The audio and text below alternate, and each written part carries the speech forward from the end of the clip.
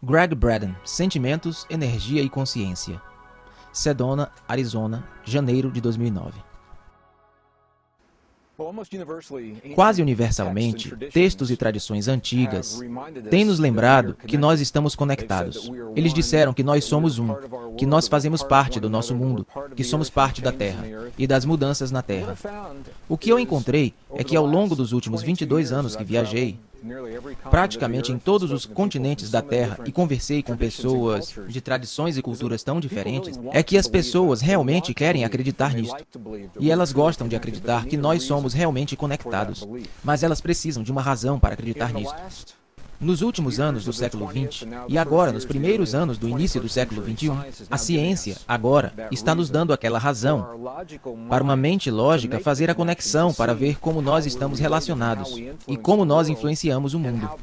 E como, honrando esta conexão através de nossos corações, nós literalmente temos o poder de influenciar os muitos campos deste planeta, que sustentam a vida no mundo, sustentam a saúde e a cura do bem-estar dos nossos corpos. E é tudo sobre os campos magnéticos da Terra. Onde isto realmente ficou em foco foi em torno dos eventos de 11 de setembro de 2001. Foi durante aquele tempo que os Estados Unidos tinha como que dois satélites. Eles chamam de GOES, G-O-E-S. Eu creio que eles foram chamados assim.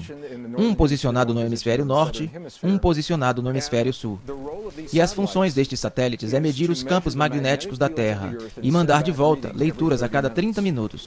E essas leituras normalmente abrangem uma certa extensão, mais datada, em que os cientistas estão relativamente acostumados a ver nela. Foi em setembro de 2001 que os cientistas começaram a ver algumas leituras que estavam fora do mapa, fora da escala, comparado aos que eles viram no passado. E eles disseram: o que está acontecendo? O que poderia estar influenciando os campos magnéticos do planeta inteiro em tal grau que estávamos vendo estes picos grandes, que os nossos satélites estavam nos retornando? Nós nunca vimos isso antes. Eles colocaram em sobreposição os dados dos satélites com um calendário de dias e meses e juntamente observaram o que acharam. É que os picos estavam ocorrendo precisamente durante o momento do 11 de setembro de 2001. E ainda mais precisamente que o primeiro pico ocorreu 15 minutos depois que o primeiro avião atingiu a primeira torre do World Trade Center. Agora, o motivo pelo qual isto é tão importante para os nossos cientistas é porque, por 300 anos, a nossa ciência tem se baseado em duas suposições falsas.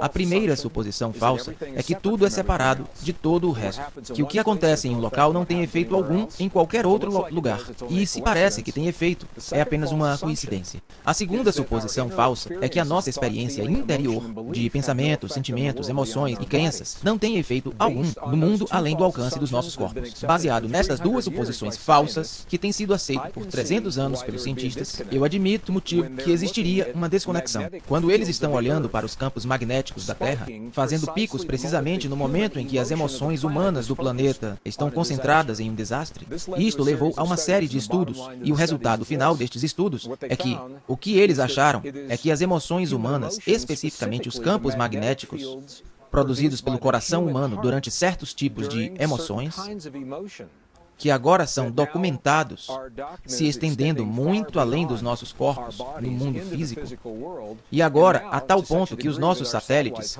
a muitos quilômetros acima da superfície, são capazes de registrar isso. Tudo isso leva a numerosos estudos de agora, mostrando que quando um certo número de pessoas se juntam e eles escolhem, em um momento do tempo, criar uma emoção precisa em seus corações, esta emoção pode literalmente influenciar intencionalmente os muitos campos que sustentam a vida no planeta Terra. Estes campos estão agora envolvidos em tudo, desde a resposta imunológica dos humanos por todo o planeta, padrões de clima e tempo, ciclos de guerra e paz que são construídos para resolver problemas, são habilidades cognitivas.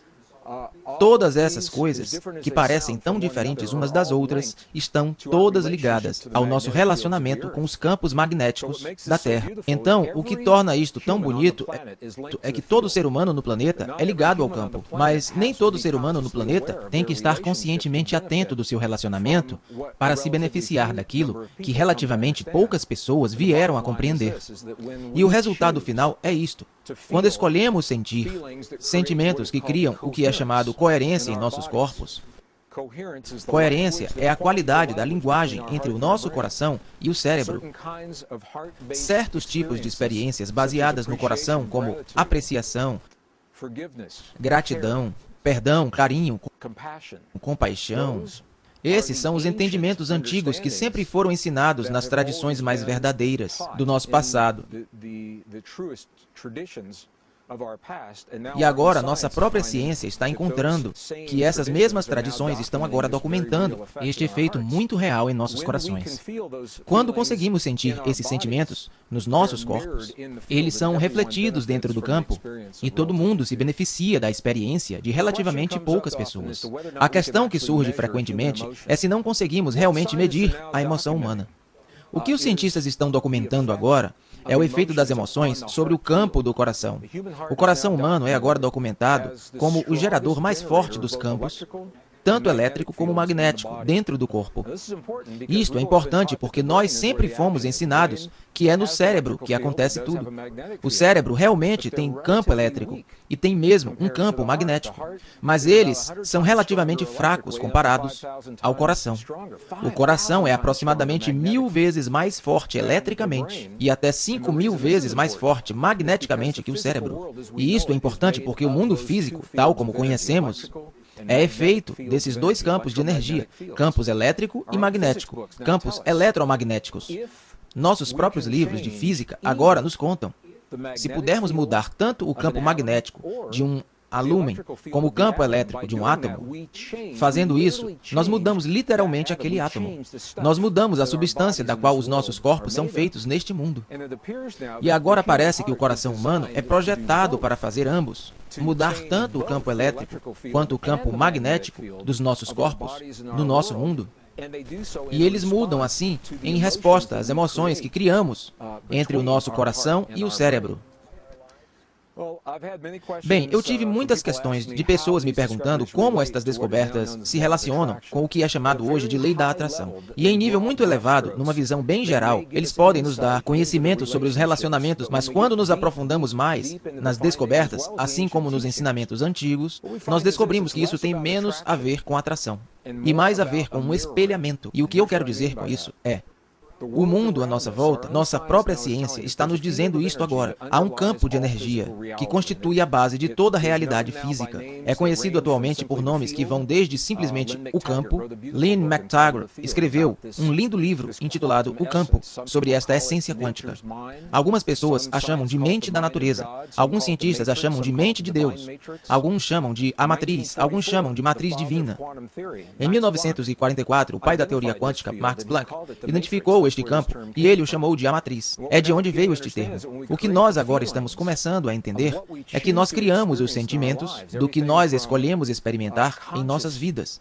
Tudo, desde escolhas conscientes do relacionamento perfeito, abundância nas nossas vidas, ou as curas no nosso corpo, as curas nos corpos daqueles que amamos, que estes sentimentos estão criando os padrões dos campos magnéticos e elétricos nos nossos corações, que estão literalmente reorganizando a substância desta sopa quântica, desta essência quântica, permitindo que o padrão daquilo que afirmamos nos nossos corações se manifeste pelo mundo afora.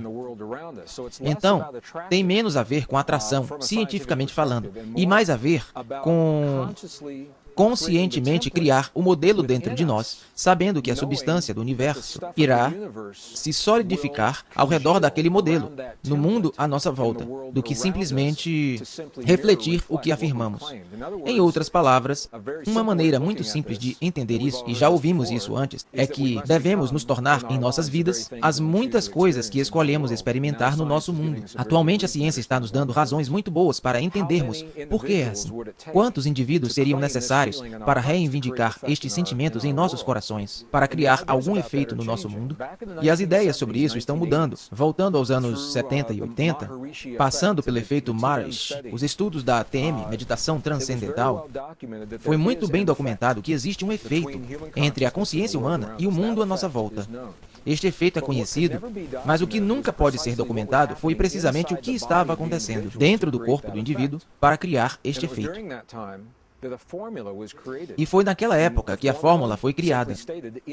E a fórmula simplesmente estabeleceu que se conseguimos criar este efeito com um certo número de pessoas, a raiz quadrada de 1% de uma dada população, então teremos o efeito.